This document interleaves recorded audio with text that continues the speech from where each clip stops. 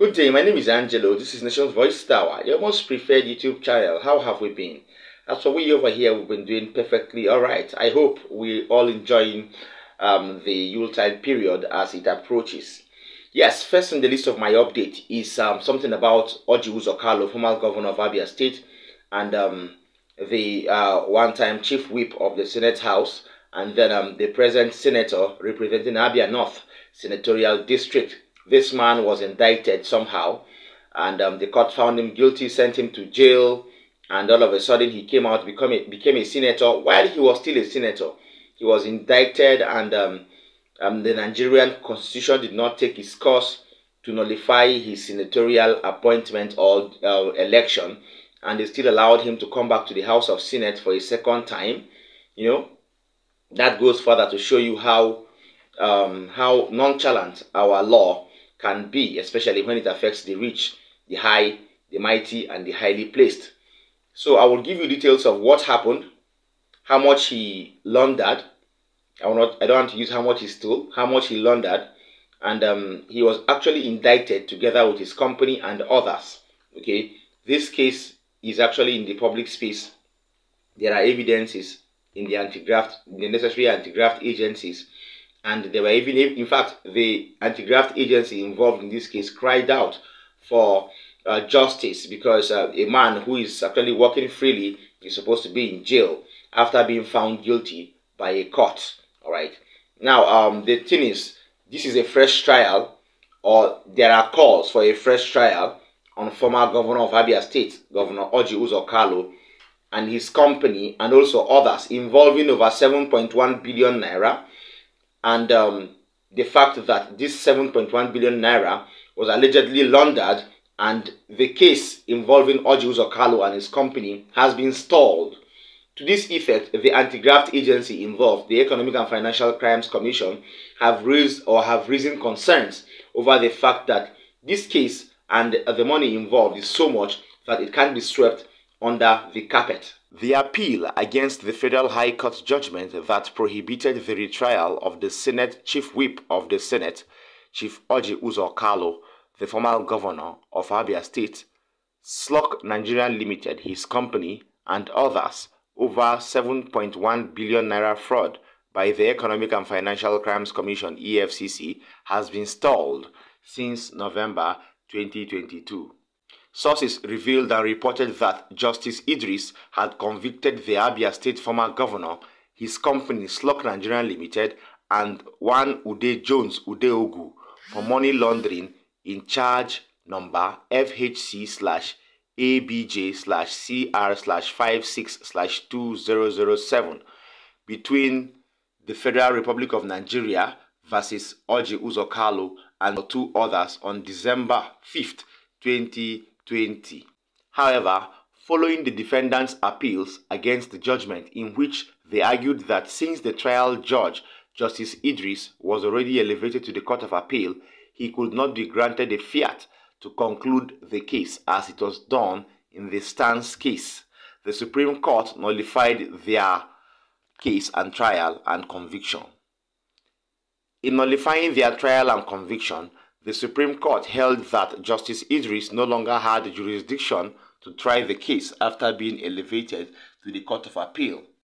Consequently, the court ordered that the case be reassigned to another judge for trial de novo. The defendants, Uzor Kalu and his company, filed applications before the Federal High Court, Lagos, relying on the judgment of the Supreme Court for them to be released from the sentence, from the conviction, since the Supreme Court had held that the trial was a nullity. The applications were granted and Kalu released from the correctional center. In line with the judgment, the case was later reassigned to one Justice I.E. Ekwo J. of the Federal High Court, Abuja, but the case was reassigned to be tried in Abuja, despite the Court of Appeal's earlier judgment that held that Lagos and not Abuja has jurisdiction to hear the case. However, at the retrial, Uzor Kalu, who is the first respondent in suit number FHC/ABJ/CS/73/2021, Federal Republic of Nigeria versus Uzor Kalu and 2 others, filed an application before Justice I.E. Ekwo of the Abuja Federal High Court, in which he sought, among others, an order of court prohibiting the Federal Republic of Nigeria through the Economic and Financial Crimes Commission from prosecuting him on the allegations in charge number FHC/ABJ/CR/56/2007 between Federal Republic of Nigeria versus Uzor Kalu and 2 others on the ground that he had earlier been tried, convicted and sentenced on the charge. EFCC also filed the counter affidavit and written address in opposition to the application, but ruling on the suit, the court held that the applicant, that is the EFCC, cannot retry the respondents. Okay, that goes further to show us that Nigeria, as a federating state, has sacred cows, people who can be untouched by the law and by the long arms of justice. This shows further how injustice and impunity has taken over the political periphery and the political scene in Nigeria. The Economic and Financial Crimes Commission have cried out several times, this man, Uzor Kalu, should be arrested. Now he's in government. He is part of the senators in this particular assembly, alright? So, why will he be indicted?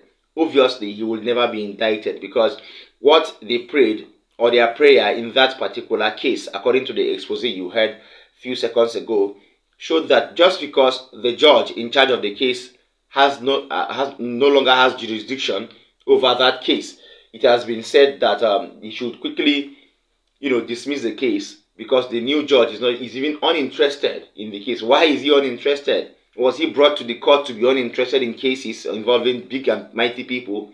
These are places of concerns, areas of concerns that need to be reasoned, right? Because if these places if these areas of concern are not reasoned, there are, tendencies that will show that people who will come in the near future will try not to be, to be untouched by the law. They will try also to be sacred cows in the political system in Nigeria.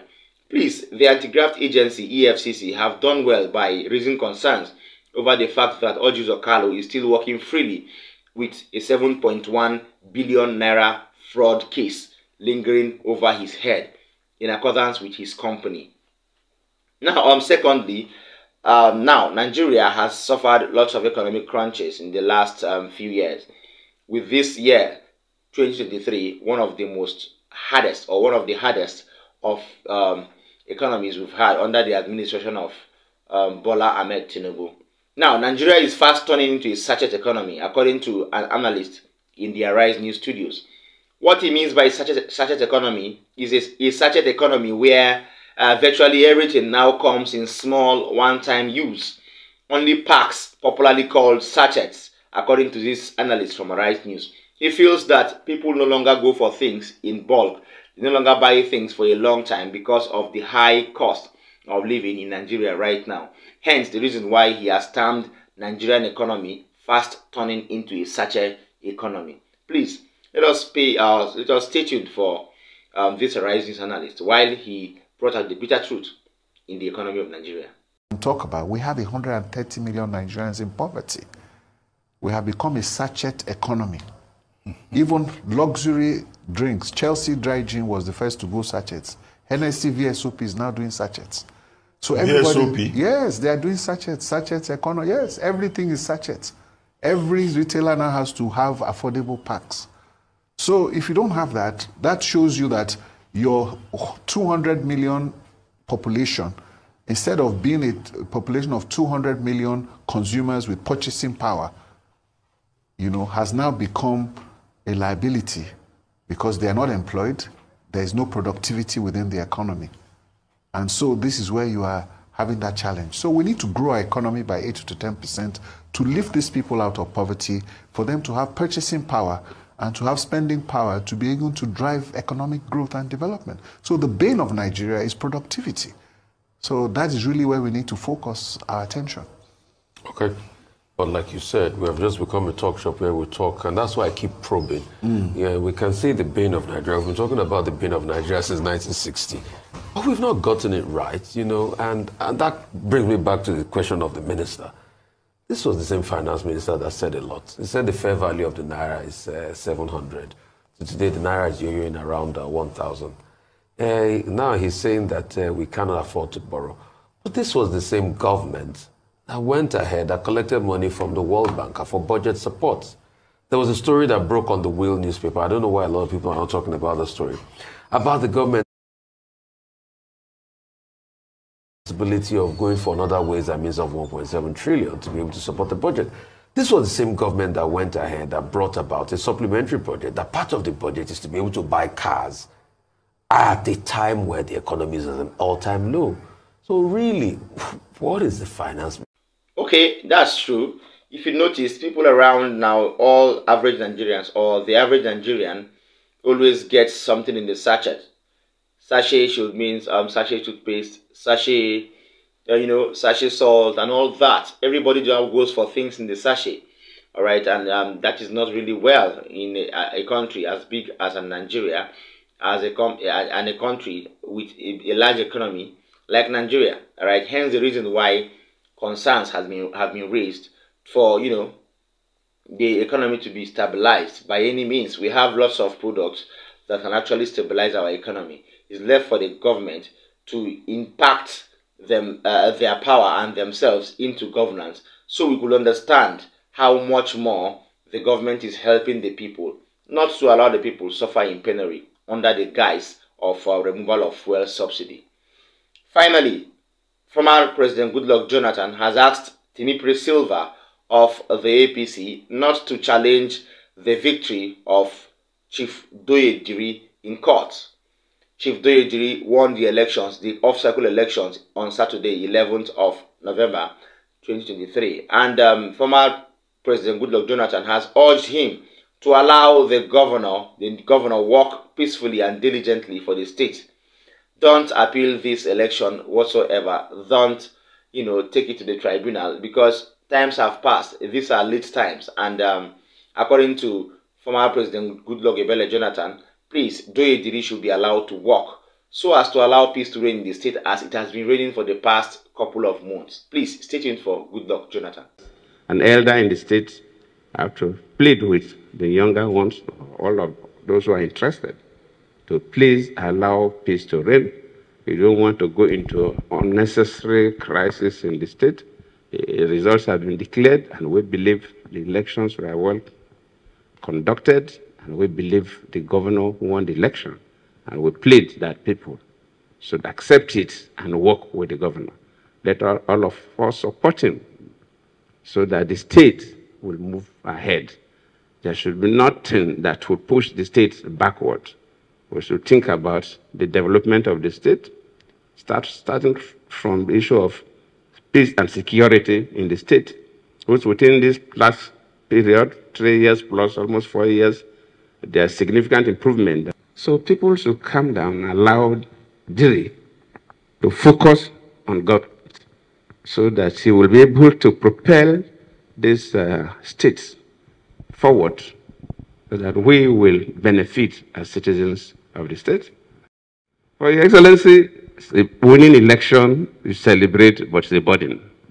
You also have to do your best to make sure that you extend the hands of fellowship to all those who contested with you. Contesting for election does not make people enemies. It's a game. It's a game of, in fact, election has been a very beautiful thing because it's about contestation of ideas, and people will listen to you and see who we are and vote for you, and it favors you, so it's their duty. People may be still grumbling.